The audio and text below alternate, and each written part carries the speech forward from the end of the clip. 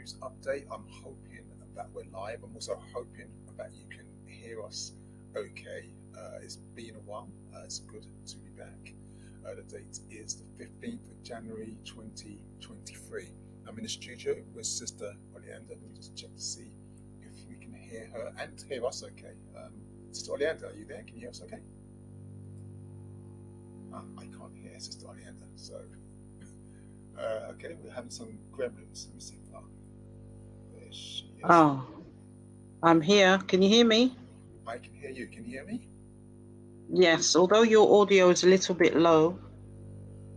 Yes, it seems to be a bit of a problem. I can't seem to do much. Is that any better? I'm not sure. It's a little bit better. Okay. Well, our apologies for any technical difficulties. I want to get on with the program because there's quite a lot to go through. Where do I start? As usual, it'd be great to have your comments. If you're watching us, we should be live on YouTube and on Facebook, so it'd be good to have a heads up that you can see us and hear us okay. Well, as we do usually, we'll keep plowing ahead. Sorry, there's a buzzing noise. I'm not sure what that is. Okay, I can't hear a buzzing noise. It could be from your system. Yeah, I'm just turning my volume down. Hopefully that'll be all right. Okay.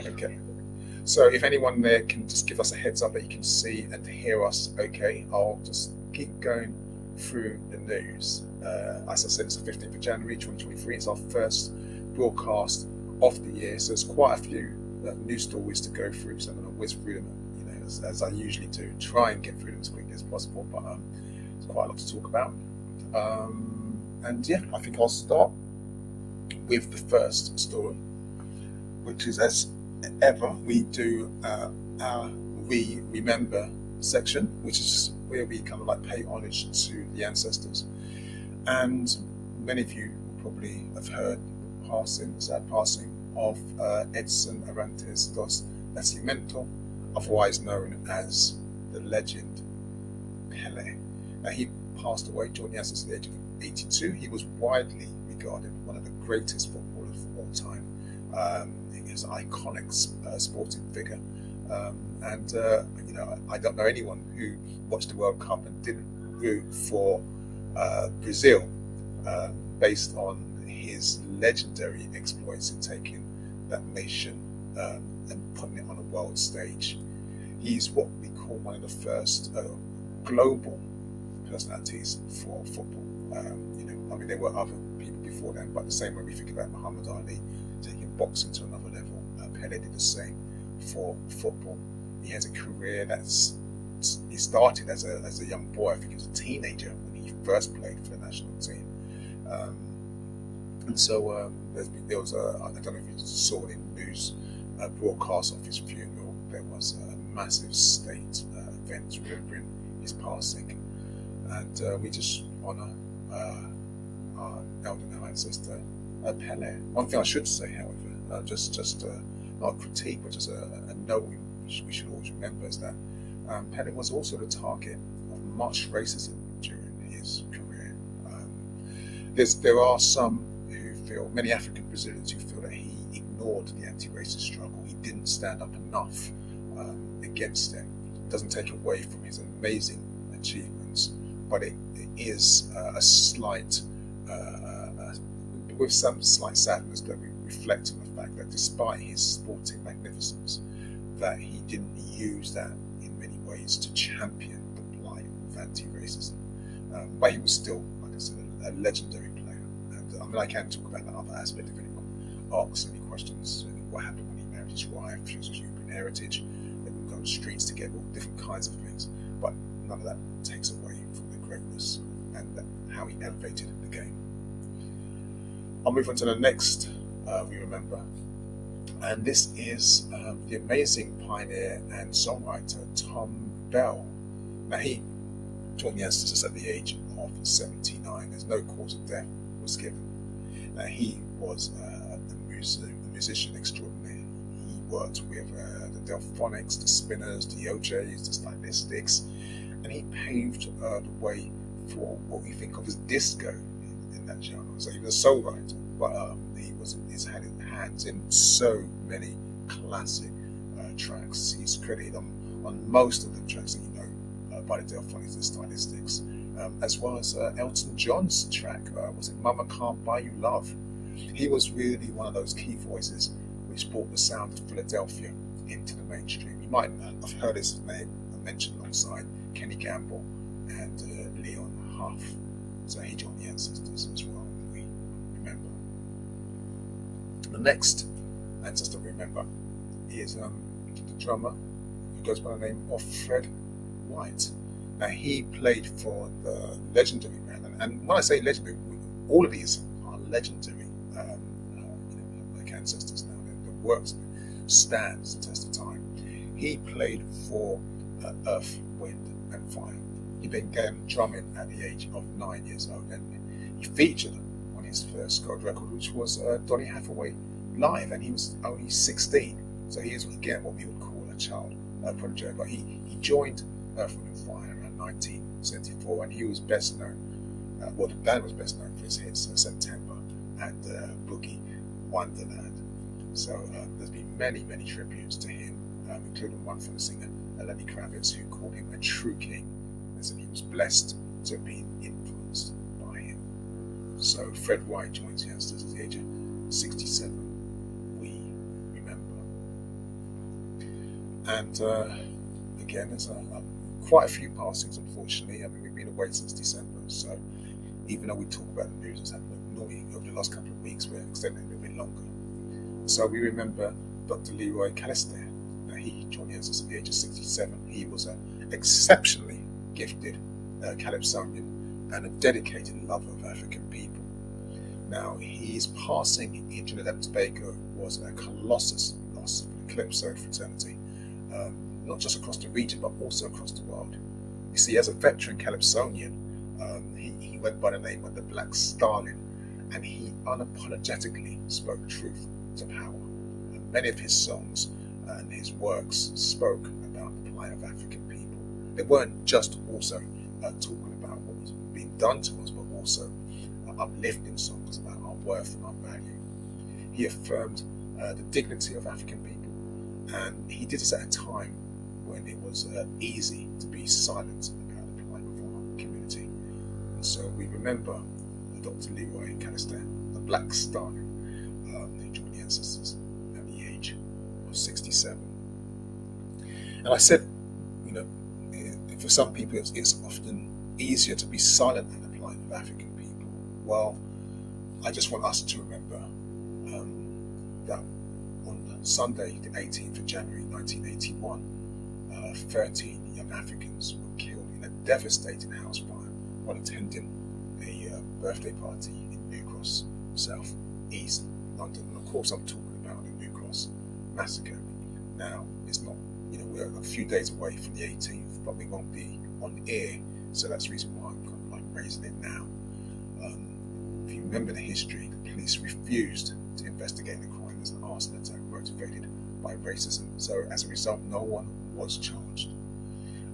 So we've got in a situation now where African people across the UK haven't received justice, and back in the day were prepared to settle for that, and so came together in mass protests to demand justice. So the Black People's Day of Action is a historic piece of history. It moves beyond civil rights and human rights. It's a Pan-African action extraordinaire. Unfortunately, we still haven't received justice, which is why every year we have to remember the 13 dead, nothing said. I'm going to close this section with some tributes, because over the last few weeks there's been a lot taking place which hasn't been well reported, and many of us are unaware of it. Some of the stories you might know, others you will not know. So the first image you can see there is that of Rebecca Ikumelo. She passed away aged 33. She was a mother of two who were at their Sake concert crush at the Brixton Academy in December. Now, she used her social media platform to, I think it was Asperger's, no, autism, to promote raise awareness of those struggling with autism. So we don't know what the situation is with the investigation. I know that Brixton Academy has been closed down. I think I saw in the news for another 3 months while they're continuing to decide what to do. It doesn't change the fact that she lost her life. And I think there was also a police officer or ambulance crew member who lost their life as well now. I think that came up afterwards. We remember her. The second image you can see there is that of Maureen Gittow. She was aged 24, lived in Deptford. She was murdered by a cleaner named Mark Moody. Now, her body hasn't been recovered yet, as far as I know. The horrific circumstances of her case is that it would seem that her body, this Mark Moody took her body and placed it in the bin. So we remember. What's the next case? The next image we see here is that of Taylor. Sorry, Toyin. 1 second. So we have a message from Ange saying, "Evening. There's a buzzing noise." So we still have this buzzing noise coming through. Okay. Yeah, it's quite loud. I don't know. Okay. And it's reducing your voice as well. I'm not sure if it's interfering with the voice on Ange's side, but it's very low. If I can change to a different microphone and see if that makes things any better.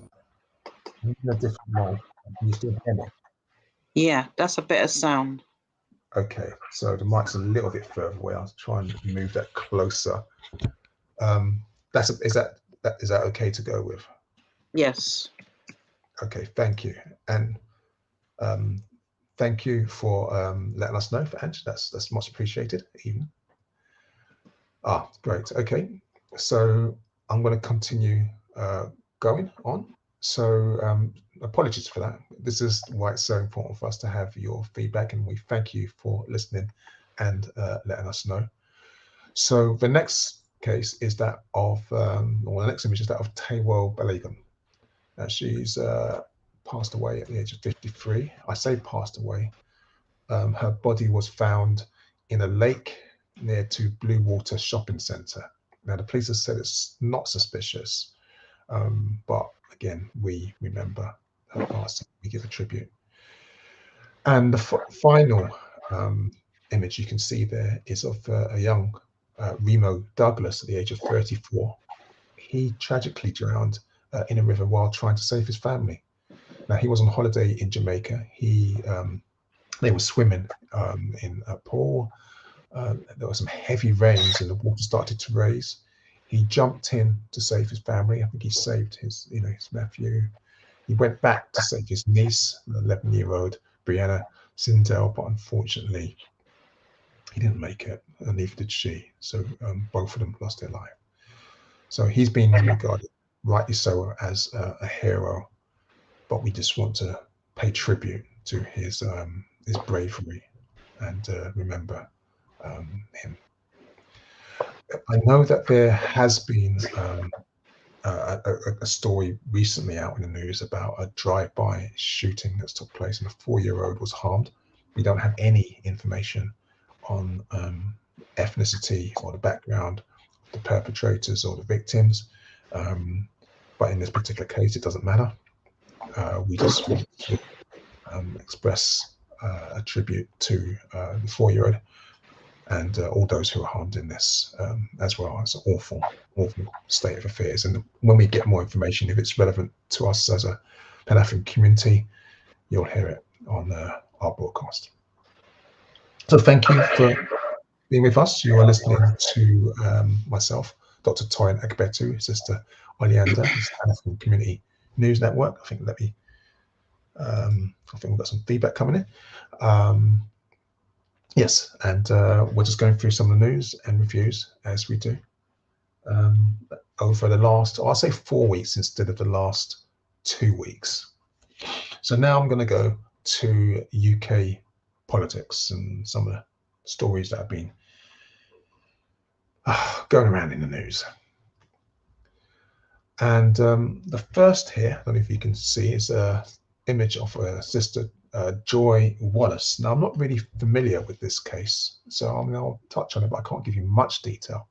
But there's cause for her to stand down as councillor for Fortis Green.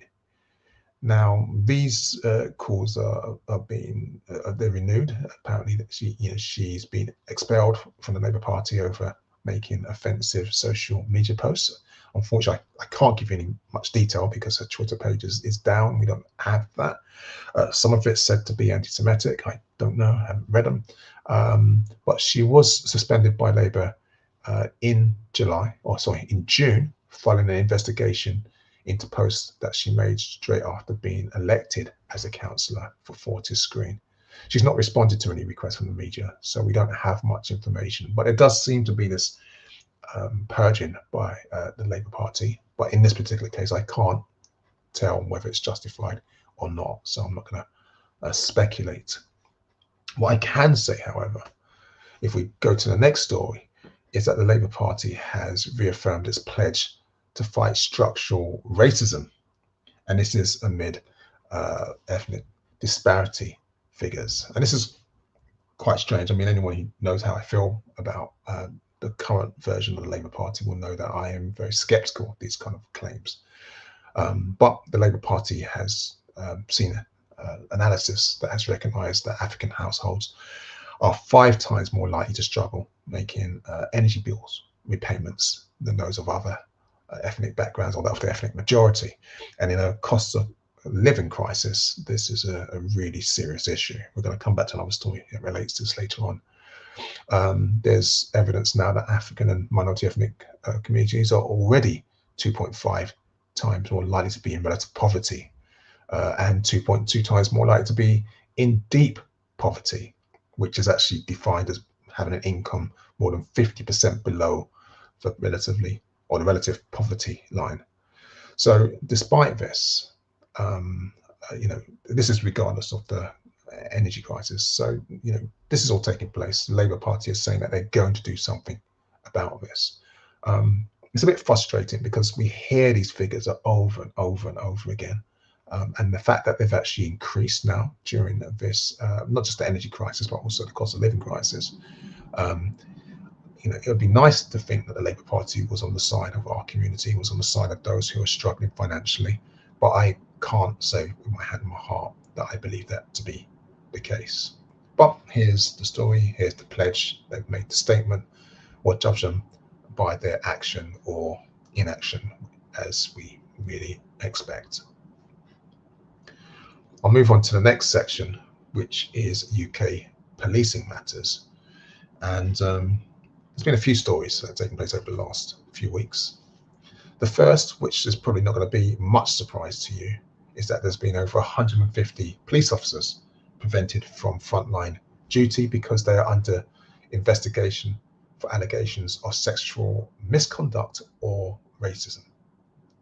Now, like I said, I doubt this will be of much surprise to you. The police have revealed that the officers have been on restricted duty since November.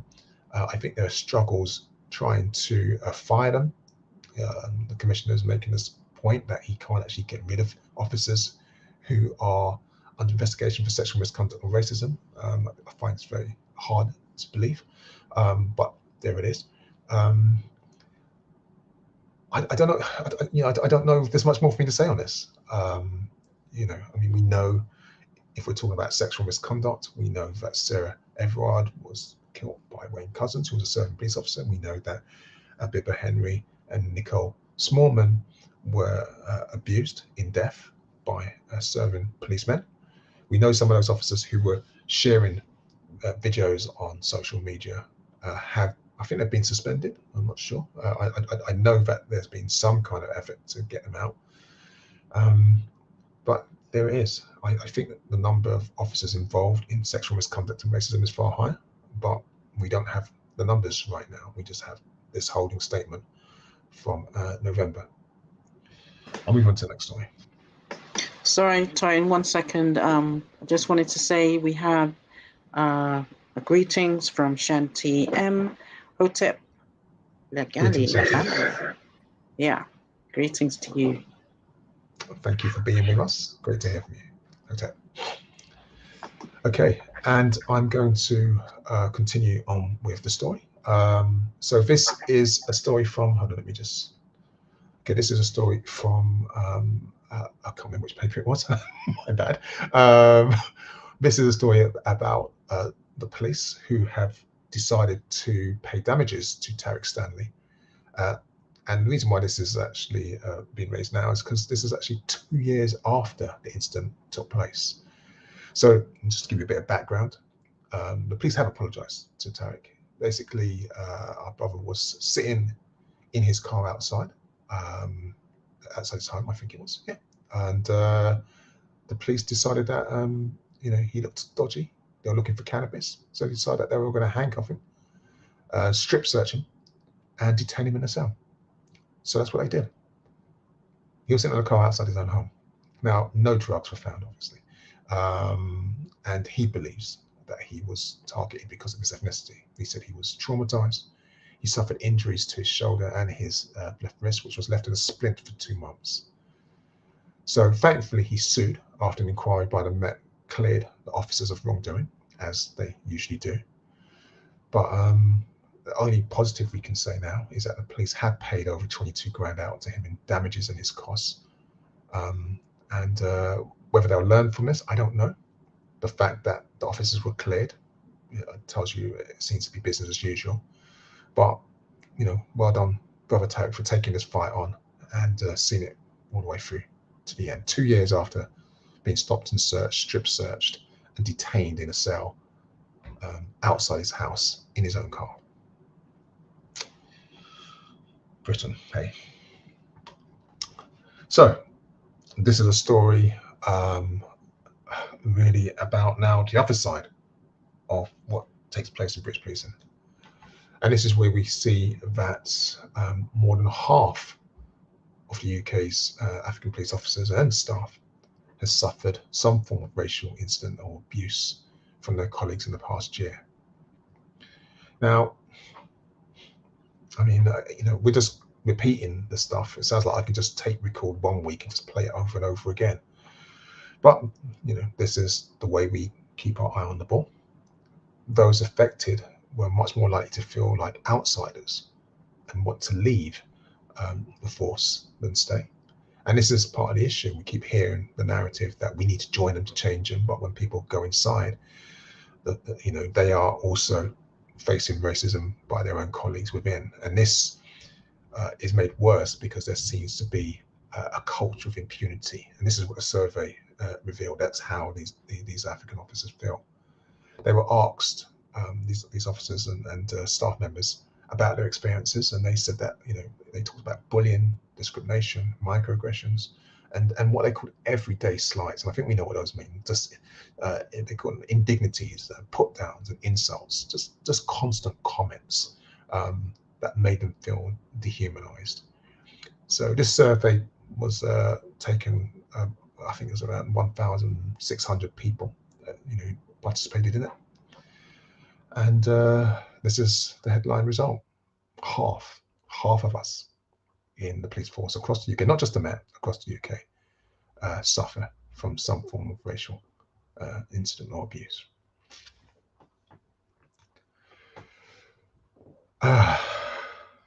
And so the other side of this, and we're still looking inside, we have the story of a Metropolitan police officer who has been disciplined for gross misconduct over the degrading strip search of an African woman. Now this, again, just like the former story, occurred over 2 years ago. This was in May 2020, so at the same time as Child Q. I'm very worried about a lot of these cases that took place during lockdown that's slowly coming to air. But she was stopped by the police in a vehicle that she was a passenger in. They said it was being driven erratically.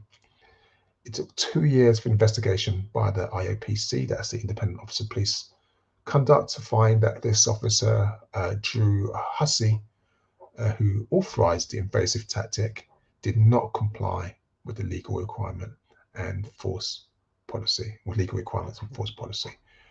I'm not really clear what those legal requirements and force policies are. I'm not sure if they're saying that because he didn't cross the T's and dot the I's, that that's the reason why they're agreeing that he should get a warning, because he's not been fired over it. And if the strip search was degrading, as it clearly appeared to be,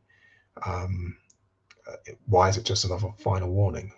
What does he have to do to be judged as being involved in misconduct? I don't know, but that's just another story from UK police. So I'm going to get off the topic of the police and move to the next story. Okay, sorry, Toyin, one more. We've got from Mr. IC3 Black Race Code Chess saying, big up, Toyin. Big up yourself. And also, Happy New Year.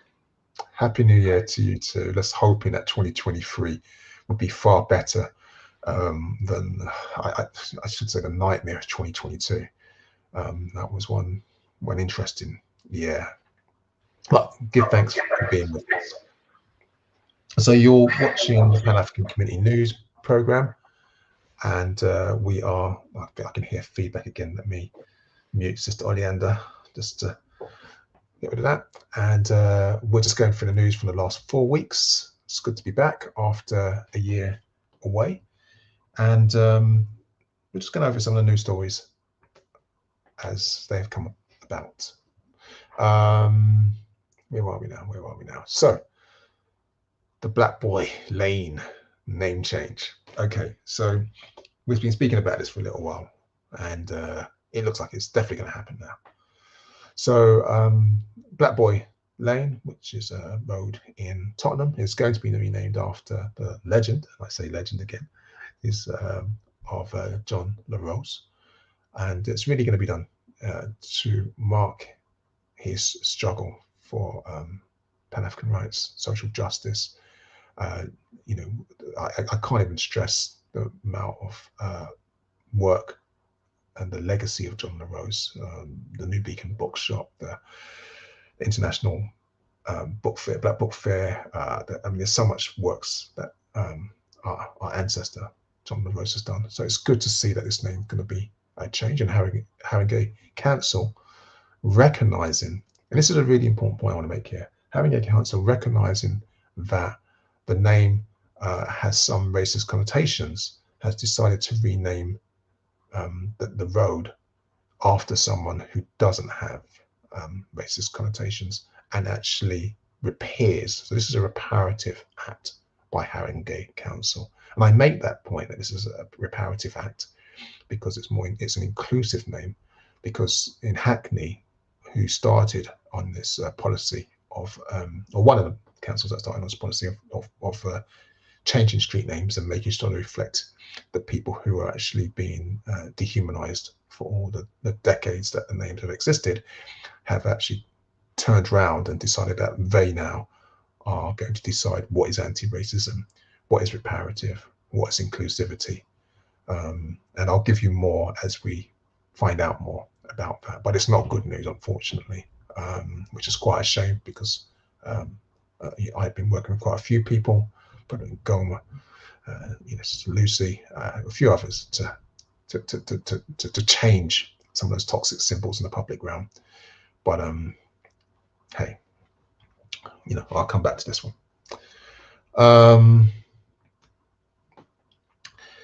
But not everyone is short-sighted. Not everyone only takes action when. Sorry, Toyin. We've got a message from brother IC3 Black Race Code Chess. The Reparation Nation will make N15 one of the greatest centers for reparatory justice. Oh, I hope so. I give thanks for that. And yes, I hope so. I mean, the legacy of Tottenham in actually being involved in reparative work. I mean, people tend to look at the 2011 uprising as a negative act, rather than recognizing there's actually a community saying you don't just kill people and terminate them and then lie to us and expect there to be no outcome. We've seen people like Stafford Scott leading the work that's led to the transformation of the gangs matrix, which was criminalizing innocent people. So yes, Tottenham has been engaged for a long time. I'm just giving those examples. I can go far back of reparative justice. And what was that exhibition? War in a Babylon.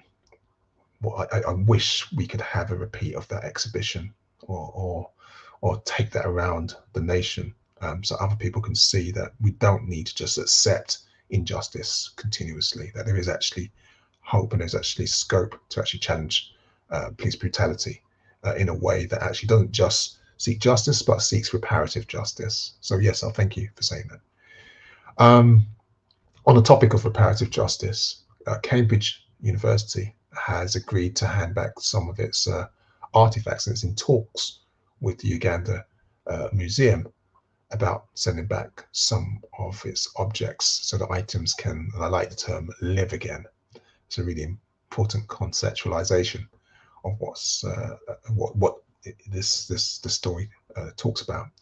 You see, because the University of Cambridge has held Mayembe, which is Ugandan charms, and Kanzu, which is another word for traditional wear, amongst many other historic pieces in their collection.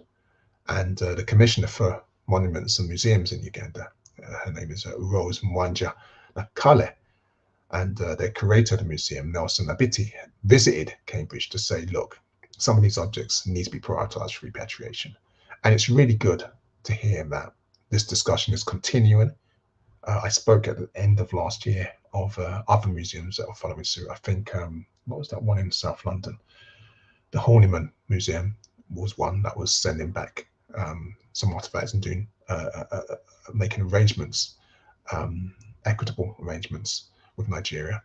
I think the Wellcome Museum had actually decommissioned one of its exhibitions, which had normalized dehumanizing language and concepts in its exhibition in practice. So it's good to see that this is still carrying on, and museums seem to be leading the way, actually, which is quite positive in this way. But we need reparative justice in other institutions, not just those that are holding objects, but those that are instrumental in delivering force and economic injustice. We move to the next story. I think I've rambled on a bit about that one. Sorry, we've got one more message. Well, not one more, maybe more to come. Another message from our brother. Remember Bernie Grant and his African reparations movement. Oh gosh, yeah. Thank you for that. The African reparation movement was a project set up by Bernie Grant, and I've got to be mindful. I was going to say something about. Well, I will. You see, as much as I big up Pele, he didn't engage in the struggle with us. So he made a massive contribution to our ability and to our skill, and he was a magnificent role model in that level. But when it came down to actually engaging in the issues that affected us on a day-to-day basis, he wasn't there. He wasn't challenging racism. He wasn't in the anti-racist movement. But our ancestor, Bernie Grant, is complete opposite. He's a sterling example of how you can be elevated to a national level, and Bernie Grant was, and still be engaged in grassroots work. So ARM, the African Reparations Movement, was him using his parliamentary power and privilege to actually start these discussions. And if there's one thing I really want to big up his wife for, was that even when he passed away, she still made those artifacts, still made those documents accessible for those of us who wanted to carry the fight on. And I think they might be at Bishopsgate now. I'm not sure where they are now. I don't think at the Bernie Grant Art Centre. But the case is that just because you have been elevated, that you have achieved a national status, a status of celebrity. I don't really use that to describe human beings. Doesn't mean that you cannot be engaged in grassroots activism. And so when our brother talks about the African reparations movement, and thank you for bringing it up, it's really important to understand that this work must continue, and it is continuing. Talking about elevated status, we did talk about this situation with Susan Hussey, who is a member of the Royal Entourage. and her how would I describe her interaction with our sister Ngozi at an event at Buckingham Palace to deal, or was supposed to celebrate the work done by charities involved in domestic abuse. Now, I'm not going to rehearse everything that took place. What I will say is that since our last program, I think this is new. You know, Hussey has made a personal apology to our sister Ngozi, and they've released some kind of statement. They met in December. They said that Sister Ngozi has accepted the apology and recognised the comments were not malicious. I think that's very gracious of our sister to say that. There's not any comment about her moving her locks out of the way, which I find the most egregious act, even more so, and a violation of a physical space at an event for domestic abuse. I just don't get how that's not being picked up on, but by as many people as it should have done. But last month, Sister Space this December, was faced with so much attacks on social media that they actually had to stop operating. Now, I think it's just a temporary pause because they were worried about their safety. But it's a testament to how much there's a strand in British society which is so royalist, that is so protective of the monarchy, that even when it's wrong, it carries on with this wrong and strong approach. So I'm not going to go on about all the comments that have been made about Harry and his spear book and so forth. That's another program in itself, and the attacks on Meghan. I think you've probably seen that. There's been an apology by that. What's his name? The Top Gear guy. But in the context of Sister Space, what happened was that I think it was just last week there was an article in the Daily Mail where they publicized all the intimate details of Sister Ngozi's families and her financial affair, her children, and they just went to the nth degree to pretend that they're scrutinizing with some kind of like doing some due diligence, where really what they're trying to do is attack someone who's actually put a spotlight on microaggressions and racism. So I know there was an investigation by the Charities Commission, and they have closed the investigation. They said they're going to give Sister Space regulatory advice and guidance, and this is good. So far, it looks like, and this is hopefully everyone will hold and hear this. There's absolutely no suggestion or evidence that there's been any illegal behaviour, even though the Daily Mail keeps on bringing up the name of Mustafa Savimi. He's the homeless person who passed away in Hackney. I think they're continuously going to try and keep Sister Space on their radar and drag them down. Hopefully, they definitely will. It's like a barrage of disgusting posts that I've seen, and I mean I've only looked at a few, but I can tell that there's a lot of people out there who, even though we know that the Charities Commission have stated that they haven't found anything to say that there's any wrongdoing, and that they're going to give them support, people don't care. Once people start, it's that thing, isn't it? They're invisible to everybody else, so they can just spur out some disgusting words and really, really bad thoughts that they have about whoever. I mean, this Sister Space is one of many, no doubt, that have been attacked in this way. But equally, I have to say there is also quite a lot of support for them that I've seen, and that's just even more important for Sister Space to know that there are many people out there like us who support them. So, that's it really. No, well, that's a really, really many, and there is a lot of support as well. So let's. I hope I don't have to say watch this space, but we'll watch this space, and hopefully we can see Sister Space come back and do what it does best, which is look after the welfare of those in need, rather than have to do with the distractions of kind of rabid royalists, kind of exposing the racist side. Yeah. Sorry, we've got a message from Amma. She says, greetings, Amma. She says, yes, the Bernie Grant archives are at Bishopsgate.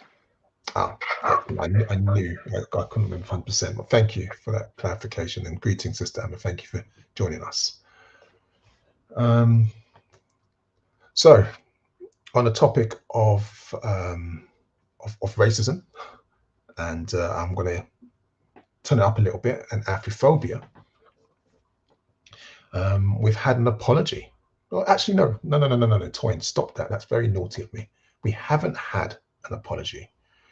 We've had the Church of England recognizing that its involvement in the enslavement of African people is a source of shame.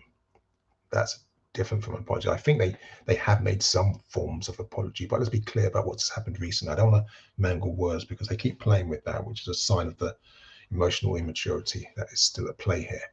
But to its credit, the Church of England has announced that it's going to spend £100 million, kind of like trying to repent, to repair. They don't use the word repairs. I think they use the term to address the past wrongs of its involvement in Ma'afa. And this has come about because there was a report last year that found that the church had invested the equivalent of almost £250 million in today's terms in a company called a South Sea Company.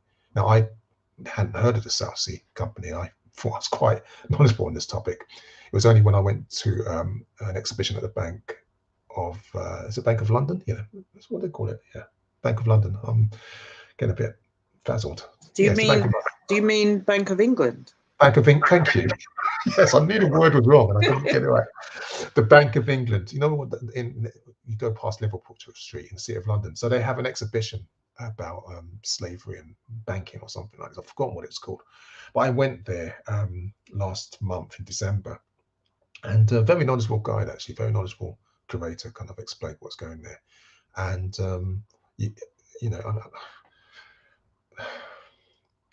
it's really difficult with these kind of topics, isn't it? Because you kind of like don't want to promote them, but at the same time, it really excavates the financial links of the Bank of England, of the UK, essentially, insurance companies, involvement in Ma'afa and how entrenched it was.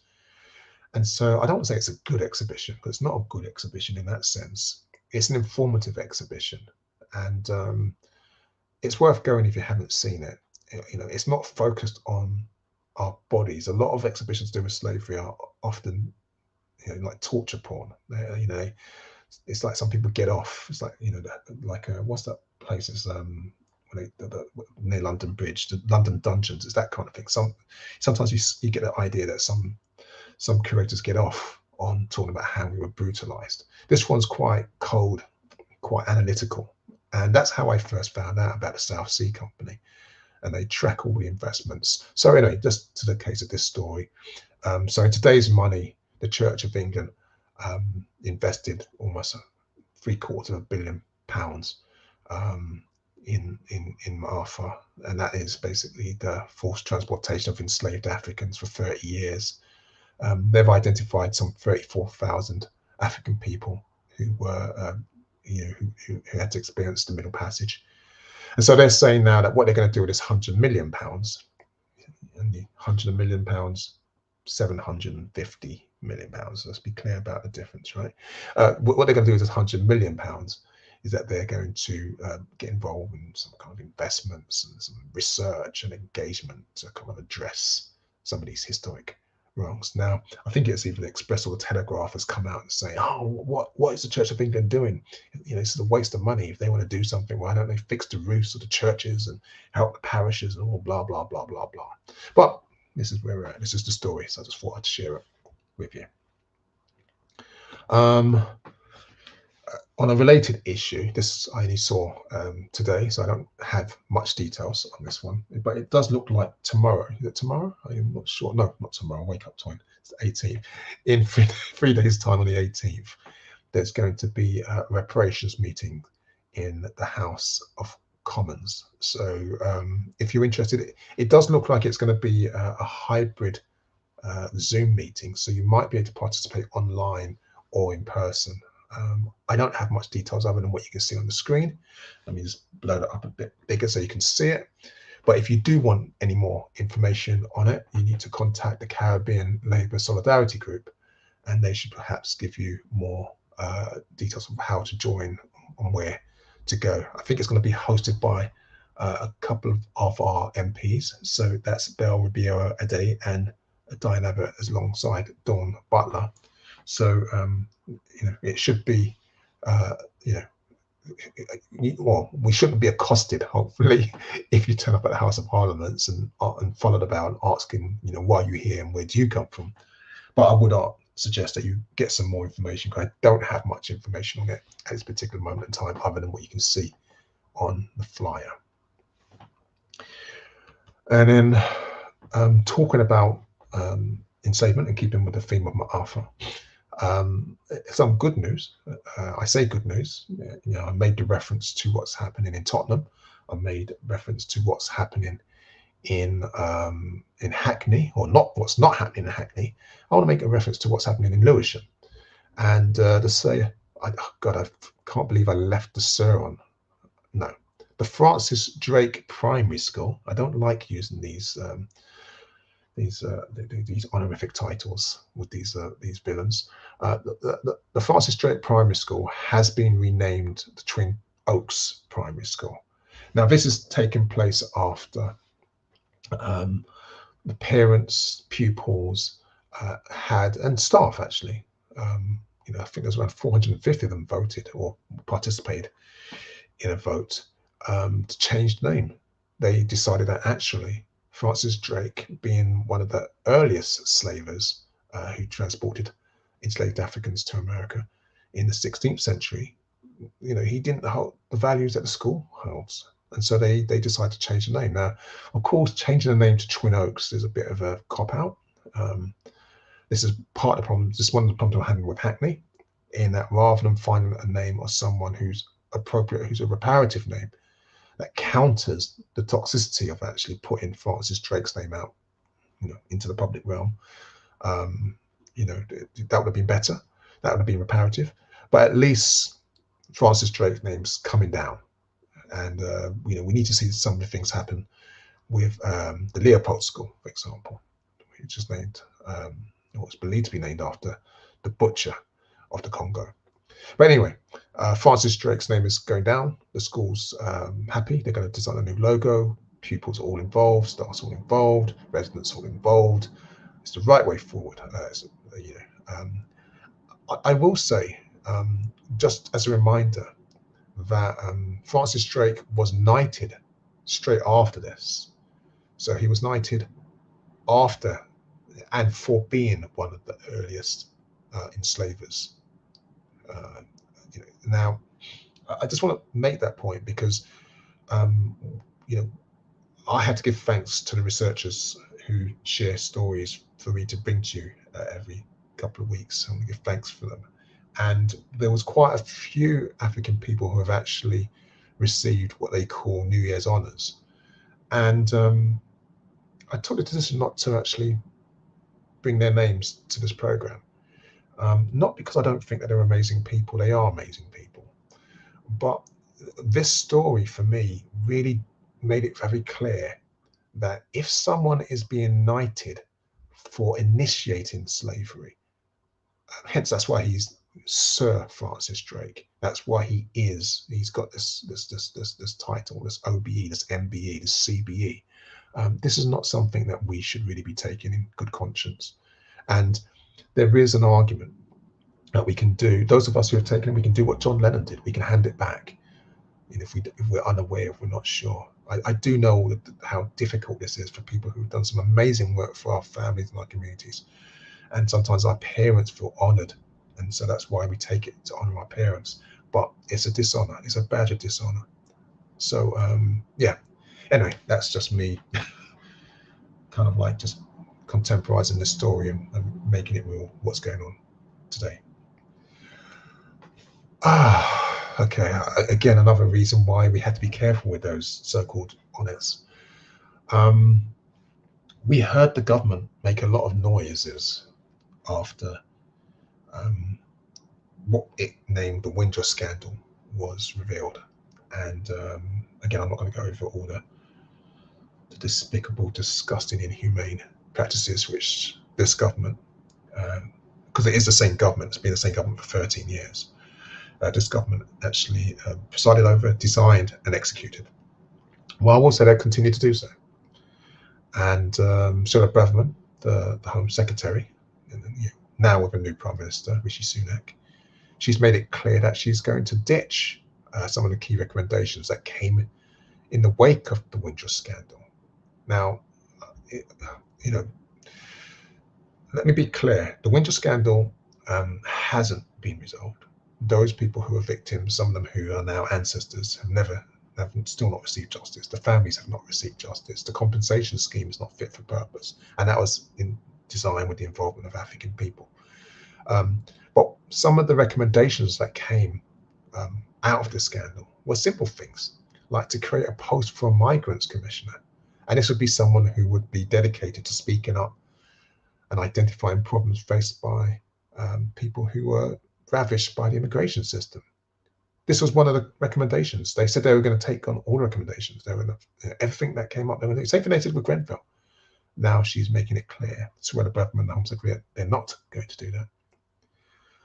And for those of you who say, well, do we really need to drag this on? Maybe it's time to move on. Why can't we do what we did in South Africa? Well, I've got to have a Truth and Reconciliation event. Well, actually, one of the recommendations was to have a series of reconciliation events. And what was going to happen was that members of the community, family members who'd been, whose lives had been impacted and ripped apart by the Windsor scandal, were going to be able to meet with senior Home Office staff and senior ministers to actually talk about these pledges, these things, to talk about what's happened, to talk about what changes need to take place. Well, now she's discarded that as well. So not only is there not going to be a representative, like this idea to have a migrants commissioner, but there's also not going to be any reconciliation events. This is Britain 2023. Let me move on to the next story and explain why this is born. And I want to commend The Voice for this. Those of you who know me know I don't have a good history with The Voice. The Voice was one of the only papers on the planet that when I was I was locked up and I was being assaulted by the British state for standing up for our ancestors in Westminster Abbey. They were the only paper that didn't cover the story. They're the only one that didn't defend me. The New Nation did. In fact, I don't even need to say the names of papers because I went around the world. I went to different countries. Nigeria, Canada, Ghana, and all the papers covered the story. But The Voice, in the place where I live, didn't cover the story. So I worry. I don't have the greatest relationship with The Voice as an institution. Not some of the amazing staff that work there, but as an institution. But this story, I think, is worthy. Is something that I want to report back on. And this is the story where The Voice is asking, will the Caribbean community survive population decline? And I've been banging this drum for quite a while, and none of the mainstream papers have taken it on. I haven't seen any major research on this, and I just don't have the capacity to deal with this at this particular moment in time. So when this came through, I was quite chuffed. I was quite pleased. Not about what's happening, but at last we can start to discuss this. And so what are the facts? What am I talking about? I mean, population decline, that sounds kind of like drastic. Well, it is drastic. We just, analysing the results of the 2021 census. And what it shows is that as a community, as a people, we are, people of African heritage in the UK make up 2.4, there's 2.4 million of us, and we make up 4% of the population. Now, that's a massive increase if you think about that, because it was 1.9, so we've doubled in size. We're 4% of the population. But the problem with that now, and I say the problem, and I know it's a sensitive topic, so I always got to mind my words carefully. The problem is that Africans, continental Africans like myself, we are nearly 3% of that number. While those of us with Caribbean heritage, our number has gone down to 1%. So what's happening is that there is a massive decline in the numbers of Africans with Caribbean heritage in the UK. And we're the only ethnic group in the UK, or those of us with Caribbean heritage, whose numbers are going down. It gets worse. The ONS data shows that from 2007 to 2019, the actual live birth rate for Africans with Caribbean heritage has fallen by 26%. In contrast, those of us with continental heritage, our decline has gone down by 3%. So something's happening. You know, immigration policy, Windrush scandal, our marriage rates, our birth rate, everything's going down. And so the number of Africans with Caribbean heritage in the UK is at risk. It's dwindling rapidly, and no one's talking about it. And of course, someone who's got continental heritage, I'm happy that there's a growth, but at the same time, not at the cost of those of us Caribbean heritage not being able to come to the UK, not being able to grow, to prosper, to thrive. Something is happening. I haven't done any research into this. These are just figures that have come from the 2021 census. These are figures that have come from the official, what's it called, the Office of National Statistics. Something is occurring, and we can't turn a blind eye to this. We're not dating. We're not falling in love with each other. We're not making babies. We're not coming into, something's happening. And I don't think this is by accident. I don't do conspiracies. So for the Voice to be covering this story, kudos to them. Whether it's going to get buried and, we find ourselves a minority of a minority groups. Anyway, it's just something I want to share. Could it be that people are not, in the census, people are not identifying anymore as Caribbean heritage, and maybe a lot of people are now identifying as African? But that argument has been made. So there's a couple of things that have been made. Some are saying that because we don't want to identify with British or Black British, that those of us who are saying that we are Black African. There's also it's a delicate topic, but it's the one about interracial, inter-ethnic relationships, and the increase amongst Africans with Caribbean heritage. That's always been something that's there, and saying that now what's happening is that it's get to a situation that we're just not finding each other. We're just not falling in love with each other. There's also immigration directly from the continent. It's not the scope for this program, but there are people talking about the increase in Africans coming from Somalia, and the discrimination that they're facing. But again, there are all kinds of different issues. But in this particular topic, I think I'm worried about the declining birth rate to fall by 26%. Is scary. That's quarter, which is petrifying for me to hear that. I don't think the identification problem. I think that there's probably some truth in that. I don't think it's as large scale as this number would happen. And also, what happens to me is the silence. I've been watching these figures, and as other ethnic groups in the UK are growing, what's happening is that there's a level of stagnation with those of us with Caribbean heritage. So the number stays at around 500,000.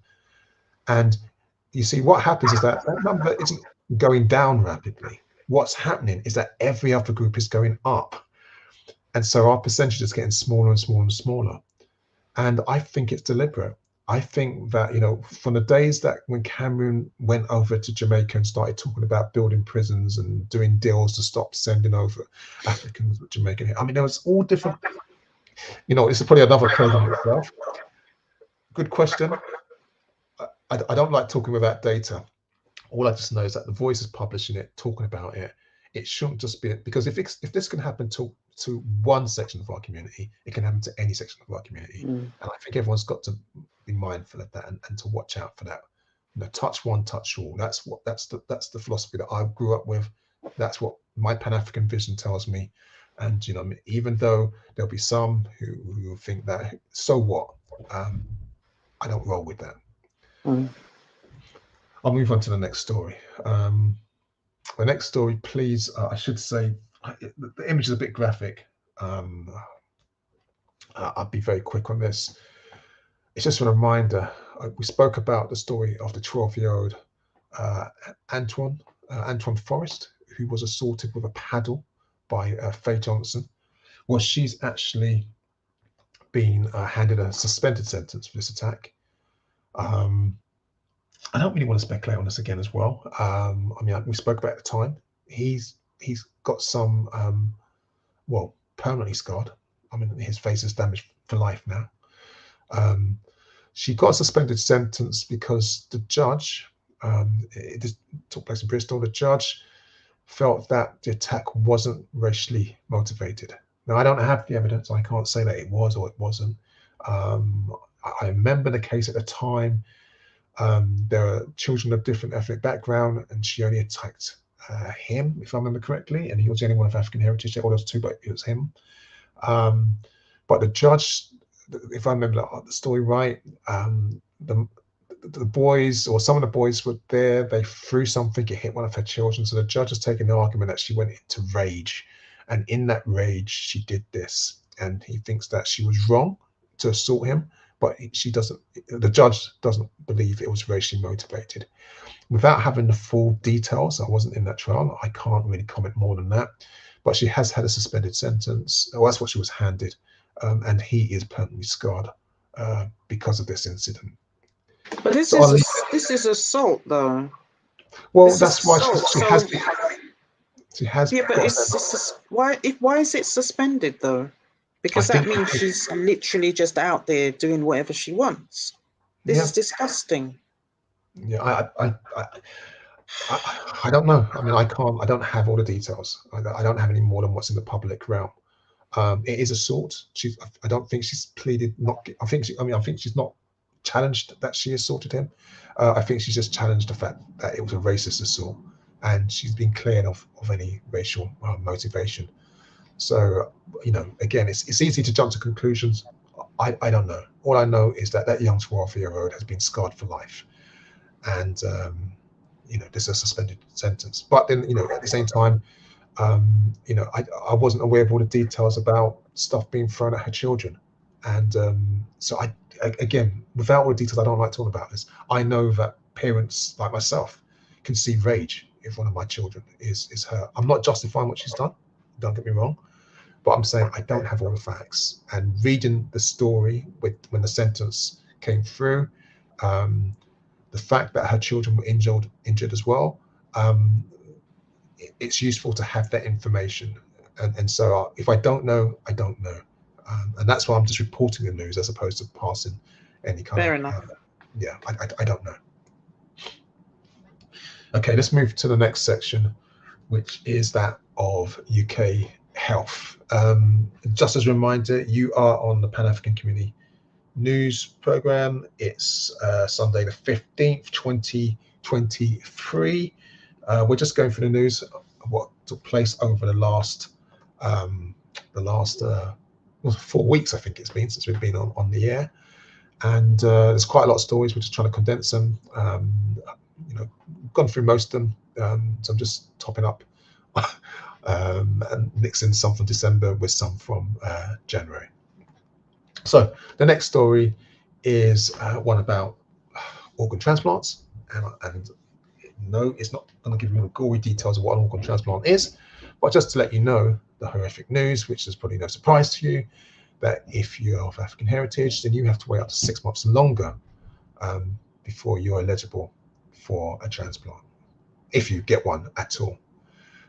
There are many causes for this. This is data from NHS, and there's many causes for this. A lot of them is because we don't have as many donors, and we're only 4%, as I've just explained in the last census, of the population. So with the donors, when it comes to how many donors come from our community, there's only 2% of us who are donating. So this causes a massive problem on the system. There's also the fact that we are also African families, that is, less likely to agree to organ donation than European families. And so all of this, the NHS has said, has created this urgent need for more people from minority ethnic backgrounds to donate. It's a tricky topic. It's almost a taboo one. It's a sensitive one. It's not just about organs. This also applies when it comes to blood as well. If we don't donate, then those who are in need can't find suitable matches. But then our experiences with healthcare institutions, research has been horrific, historically has been. So there is reticence, there is taboos, there is resistance, and culturally there are issues as well. But I'm just reporting news as I get it.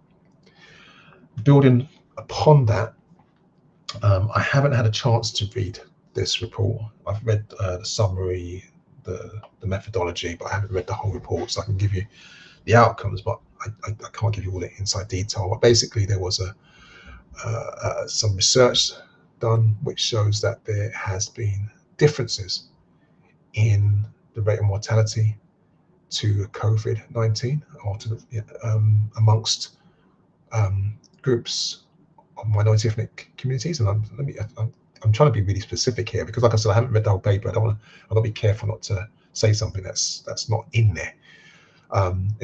So let's be clear. I'll read the headline: ethnic differences in COVID-19 mortality in the second and third wave of the pandemic has occurred. That's essentially what's happening. In plain English, Toyin, it means that in the first wave of COVID-19, there was no the disparities. We didn't know what was causing them. We knew that they existed amongst minority ethnic communities, but we weren't clear. But in the second and third waves of the pandemics, once the vaccine rollout took out, they still occurred in our communities, but strangely enough, they affected mostly in the Pakistani and Bangladeshi communities. So they did affect African heritage communities, but the worst mortality impact was with the Bangladeshi and Pakistani communities. So, like I said, I haven't read the whole paper, so I'm being very mindful not to say something that's wrong.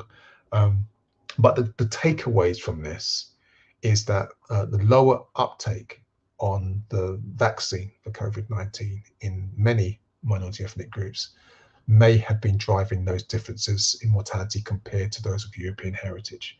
And this makes sense. If more of us from minority communities are not taking the vaccines, then the mortality rates are likely to be more increased. And so the paper has kind of put together a solution saying that, or recommendation that public health strategies need to increase vaccination amongst minority ethnic groups, and that would help reduce the inequalities.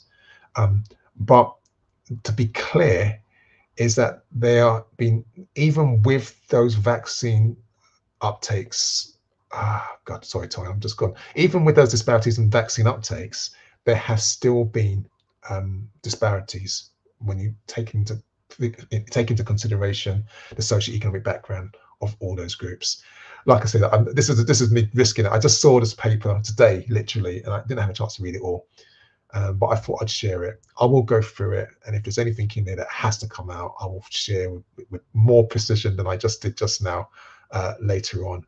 But the only reason I wanted to share is because I was doing that story about the organ donations, and also I'm aware that there are many in our community who have not been vaccinated, and that's fine if they're not being vaccinated. But I just wanted us to understand that there's a consequence in that, and what happens is that those of us who are vulnerable to COVID-19 have been having more.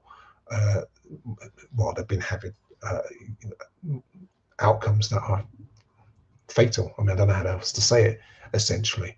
I'm going to leave that there because I've just messed that up. It leads also to this story. which is why I wanted to have that one in there as well. This is the story of Bishop Climate Wiseman, who's been convicted of fraud, and he was selling these COVID cure kits for like £91, and he said that the power of God had gave it to him how to put it together, and he knows they work because none of his customers died. So if he took his kit, but no one died. And so instead of taking the vaccine, people have tried a lot of holistic remedies, and some of those holistic remedies have probably helped people, but some of them haven't. Some of them have just been straight out people just bad-minded, fraudulent activities. And so, this guy here, he's also been known as Dr. Climate Wiseman, Climate Irungu. He runs a church. What's his church called? I wrote it down somewhere. I can't find the name of the church. My apologies. But yeah, he basically in 2016, he offered oil for sale, which was said to cure cancer. Now, no prosecution was given to him or was brought against him at that time because the product was withdrawn from sale. But I just feel I had to kind of like highlight this story, because if he's been known for issuing cures for cancer, which people have complained about, and he escapes prosecution, and then he's done the same thing with COVID, this just makes things harder for us. He's not alone in doing this, but he makes things harder for us. So that's the story anyway. I'll leave it at that. I just wanted to share that. Sorry, Toyin. So we have a message from Kamal Usa saying, "Greetings, bro." Greetings, brother Kamal. Lovely to hear from you. Sorry, I didn't know you were going to say anything else. Okay. No. Okay. No, sorry. No, that was it. That's it. Okay. I'm aware of time. Okay, give thanks. Okay, we're almost coming close to the program. A few more stories to go through. I mean, some of these are self-explanatory. The cost of living crisis has an impact on families with sickle cell. And what we've now found out is that there are some families where people are staying in bed just for warmth because they cannot afford to heat their homes. And so the soaring cost of living has just, has led to this increase in crisis and hospital admissions. And so people are finding different techniques to stay alive, to stay out of hospital. So again, I just want to share this story because we're not always aware of what's taking place. There's a charity, Oscar Birmingham, and they're just making it clear. And I think they've got a quote: if people fail to keep their homes warm sufficiently, that will trigger off a crisis, resulting in more children admitted to hospitals and more pressures on the NHS. So we have to be mindful that the cost of living crisis isn't just one about finance. It's not just about we can't afford this. And I think, how do they put it? Heating or eating. It's not as simple as that. It's also health. People end up in pain and end up kind of like life risking ailments, and because of this. So I'm not going to talk politics today, but there's a real cost to this that goes beyond just money, but it is costing lives. This is what we would call structural violence.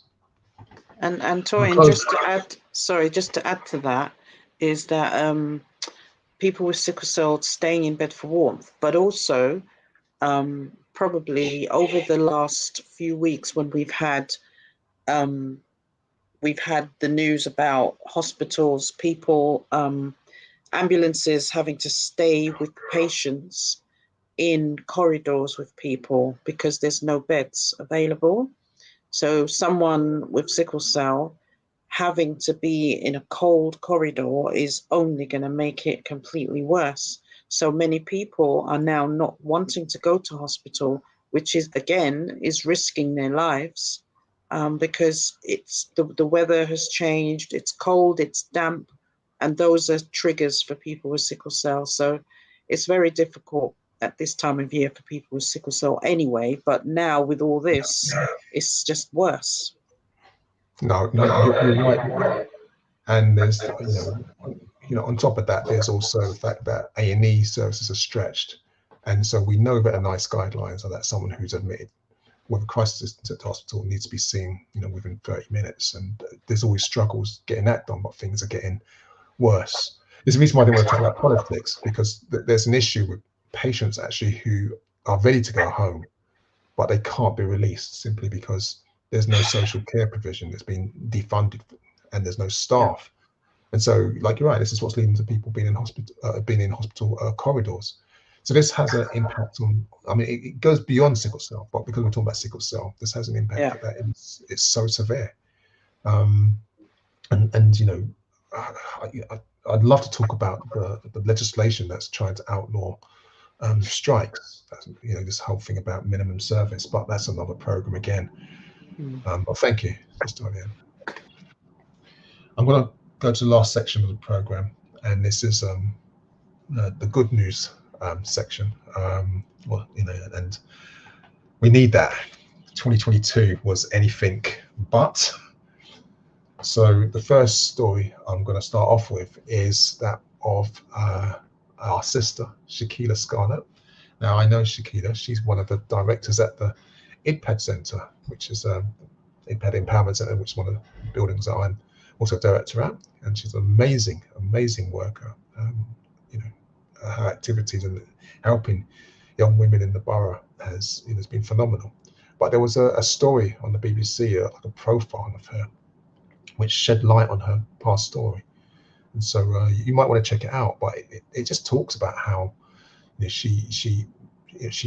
or right now, she is a governor, one of the youngest governors at 26. She chairs the Board of Governors at East London School. But she first met governors at her secondary school when she was appealing her own exclusion.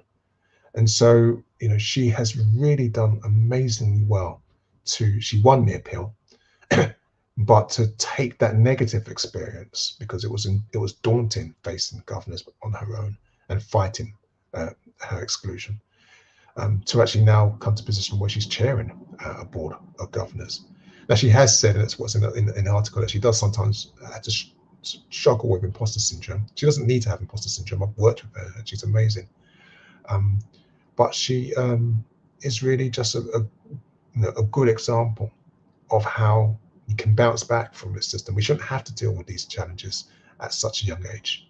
She was a child when she was fighting the school, but she's bounced back, and she is now representing us and helping other young girls, young women, to actually stand up for themselves, to have confidence in themselves. And as someone who's seen her doing some amazing work, I just think that this is actually good news, and we need that kind of reminder. We need that kind of story out there in the media. So if you haven't seen it, just go to BBC and type in the name Shakila Scarlett, and it'll give you a little rundown of her history.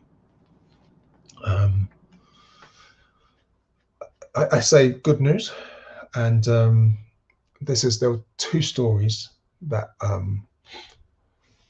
came about last year that we didn't have any solutions for, and one was Sitado Jallo, and she was 14. I haven't got an image of her at the time. She's now 15, and she was reported missing to the police, and she's been found. So, like I said, I don't have an image for her, but I just wanted to report back she has been found. And I say that because, early last year we were talking about the prevalence of missing people in my community. That is still a problem. I still could fill up the program with just slides of people missing from our community. But it just dawned on me that we should talk about the fact that some are found as well. And sometimes it takes a long time. This particular story with Sitado Jallo is not a good one. Police, I think, took 10 months before they reported her missing and started putting a call out for her. But she has been found, so I'm going to leave that there. And the image that you can see here is of Dalika White Lezam. She's the young girl in the middle. She went missing after visiting a corner shop at her grandma's house in Trinidad 20 days ago. And she has been safely found and reunited with her family. So again, it is a good news stories. I mean, she's from London. And everyone was well, as you can imagine, worried. So we do find, and there is some good news. There's going to be an investigation into some, these missing cases. We don't know the details yet, but the children have been found home and reunited with their families. The last story is a strange one. It's a good news story. It is a good news story, but I just don't want to come across as a hypocrite.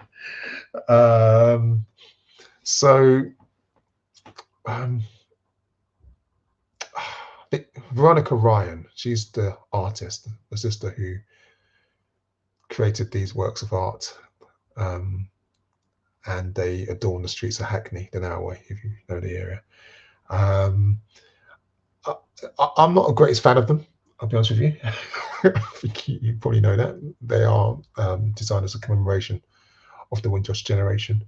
And she was inspired. She talks about her trips to Ridley Road Market and going as a child. And so, you know, the custard apple, the breadfruit, the soursop, these are all things that kind of like, you know, trigger them, remind her that's what they're here for.